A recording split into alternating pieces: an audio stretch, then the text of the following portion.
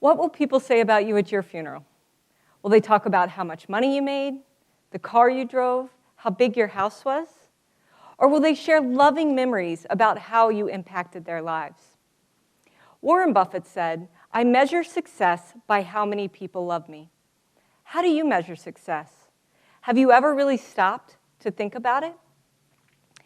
Dictionary.com defines success as the accomplishment of one's goals or the attainment of wealth, position, honors, and the like. In the United States, we tend to be focused on this second definition of success, striving to achieve wealth and honors without even really asking if that's what the true meaning and measurement of success is. I started on this very journey at a young age. I got my first big girl job when I was just 19 years old. I started working at a large brokerage firm, and all of my family and friends were so impressed with what I was doing. Here I was, a full-time college student with this really important full-time job. And as a result, I began to feel successful, and that started my corporate climb. From that point forward, I went and started working for an insurance company where I was steadily promoted up the ranks. One of those promotions brought me from my home state of Florida to here where I am today in Connecticut. From day one, I was miserable. First of all, I hate the snow. I hate the cold. I'm from Florida. Under 70 degrees is jacket weather and winter time for me, okay? Second of all, and most importantly, I missed my family and my friends and the community that I had surrounding me in Florida. I was so miserable, in fact, that I asked the company to relocate me back to Florida. And as they were looking for a job back for me in the Orlando office, fate intervened. I got a call from a recruiter about an excellent job opportunity in New York City. It would require me to commute from Connecticut to New York every single day, adding hours onto my workday. But I would be making six figures in my 20s and running my very own department. So despite being miserable, I took the job. Why? Because it meant success. It was everything that I had been working for, and it paid off. About a year and a half later, I got a call from yet another recruiter about yet another opportunity, and it meant an even bigger raise with a fancy, shiny new VP title. Yep. But the problem was, the higher I climbed and the more money I made, the lower my happiness was and the less successful I started to feel. I was so unhappy, I knew something needed to change. So I reached out to that first recruiter and asked her to help me find something new. She did. She found me another opportunity back here in Connecticut. With that opportunity, if I accepted it, took a demotion in title as well as less pay. But I took it because it gave me an opportunity to work and make an impact within my community. And for me, while most people saw that as a backward step in the success trajectory, I saw that as the first real step to moving forward successfully.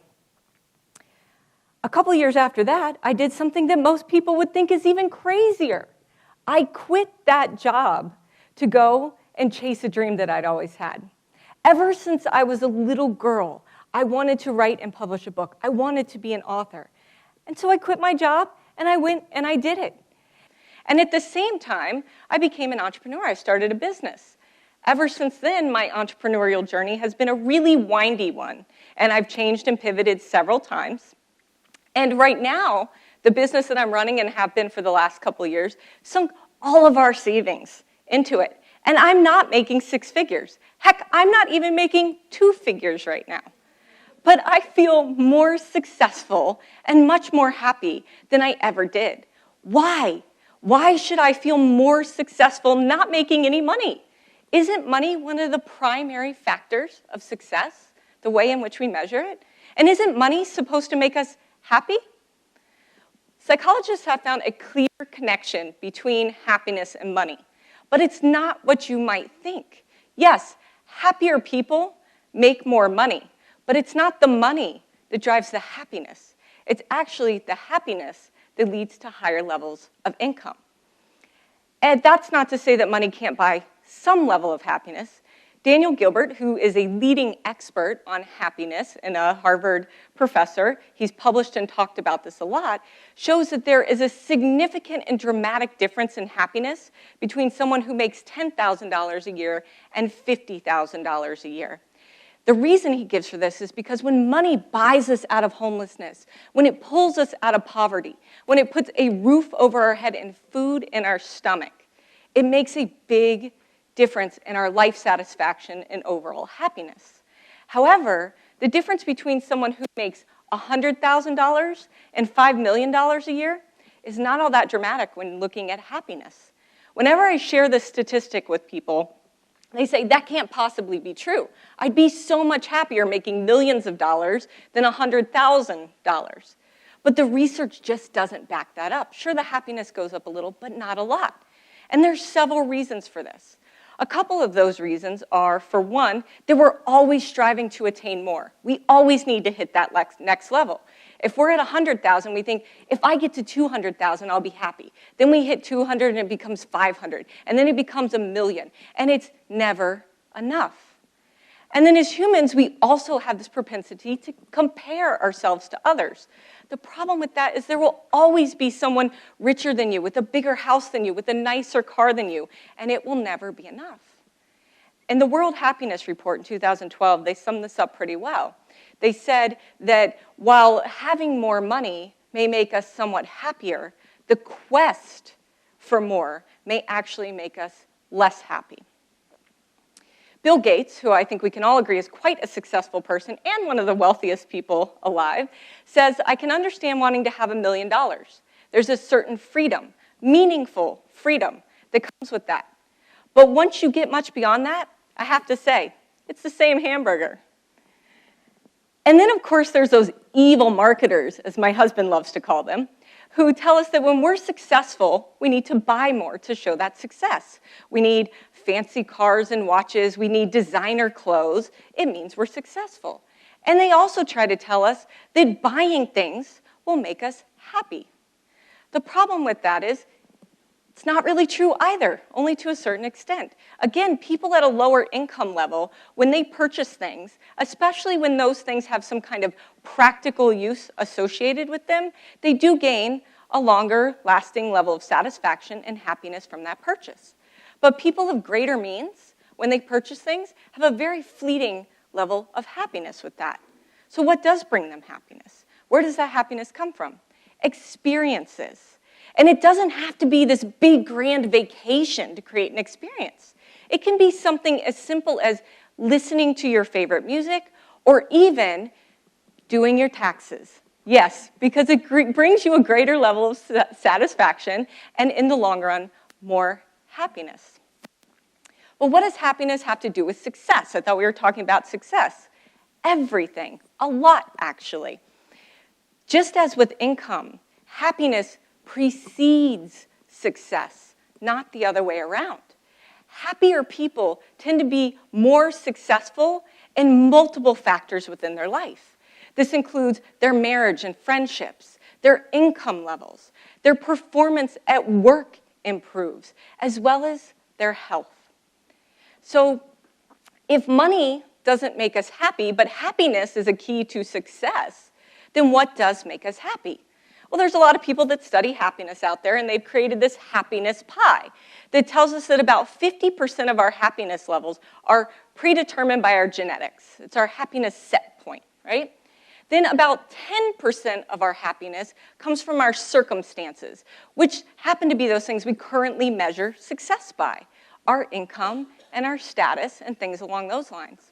Another 40% of our happiness comes from intentional activity. And there's a lot that goes into that, but since we're talking about success, I want to focus on goals. We have two primary types of goals, extrinsic goals and intrinsic goals. Extrinsic goals are those things that need some kind of outside validation associated with them. And again, these include our current success metrics like wealth, income, status, and fame. Intrinsic goals are those things that are important to us personally. They include our personal growth, our relationships, and our desire and need to help others. What's interesting is when they look at people who are going after extrinsic goals and are focused on those extrinsic measures, they find that those people have lower levels of happiness, they have higher levels of anxiety, and they tend to be less energized and motivated towards actually achieving those goals. Whereas people who are intrinsically motivated and are going after intrinsic goals tend to have a higher level of satisfaction with life overall and tend to be happier. So this begs the question, if happiness is the key to success, and money doesn't buy us happiness, and extrinsic goals don't lead us towards happiness, why are we measuring our success on extrinsic factors? Why aren't we basing it on intrinsic factors? And how do we go about achieving those intrinsic goals? I believe the key to our success lies in our community. We are all part of communities. The communities in which we live, the communities in which we work, religious communities, clubs and organizations that we belong to. But there's a difference between being a part of a community and an active member in your community. When I reflect back on why I was so miserable when I first moved here, I can attribute it to community. More than anything, to my lack of involvement in my community. I was so laser focused on achieving those extrinsic goals so I could feel successful that I let my intrinsic goals fall to the wayside and more predominantly my activity in my community, and became very unhappy and feeling unsuccessful. So how does community become that key? It turns out the community has a profound effect on our happiness. People who volunteer, attend club meetings, entertain just friends, family, community members at home, or attend church get big happiness boosts. In fact, they found that doing these things has the happiness equivalent of doubling your income. And having civic connections has the happiness equivalent of quadrupling your income. And the great part about all this is it doesn't take much to get a big happiness return from doing these things. You only need to do these things about once a month to see a big return in your happiness levels. One of the best ways to do this and to get started with is to volunteer, to get out and get in your community. It helps us achieve all three areas of our intrinsic goals: our relationships, our personal growth, and our need to help others. First, with relationships. You meet new people. You make new friends when you get out and volunteer. And those relationships that you already have, they start to grow stronger. And so you really start to foster and build much better relationships with people and expand the number of relationships you have.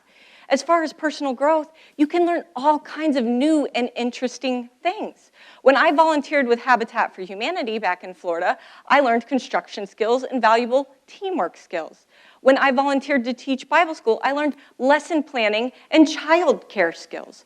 Now, as a volunteer with Stanford Innovation Week, which is a large entrepreneurship and innovation conference here locally, I'm learning skills having to do with nonprofits and fundraising and business development that I can then carry over and use in my professional life.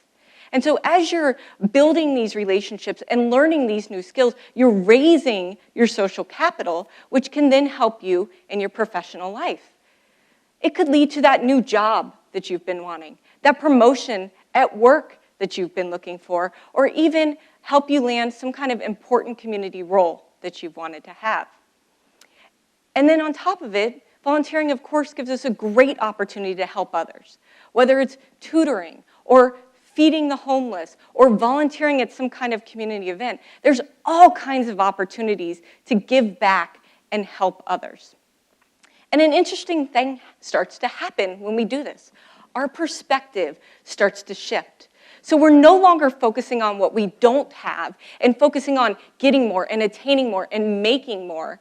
We start to look introspectively and become more appreciative of what we have and what we can contribute, which makes us overall more satisfied with our life, which makes us more happy, and thus, at the end of the day, more successful. Oprah, another very successful person, one of the wealthiest women in the world, has said she's never focused on money. And I love this quote from her. "Be thankful for what you have. You'll end up having more. If you concentrate on what you don't have, you will never, ever have enough. When I became an entrepreneur, I made it my mission to get more involved in my community. And I have seen huge positive impacts on my happiness, on my purpose, on my fulfillment, but also on my success and the success of people around me, which has led me to question the meaning of success and the metrics with which we currently measure it. And today I would like to challenge all of you to do the same, to question how you measure success. Should it be measured by extrinsic factors? Or should it be measured by something that brings us the ability to complete our intrinsic goals, to achieve those things, that which raises our levels of happiness and our income? By a factor that helps us to be more successful across all areas of our lives and helps us to leave a lasting and positive legacy beyond our time on this earth. What is that metric? Community. Thank you.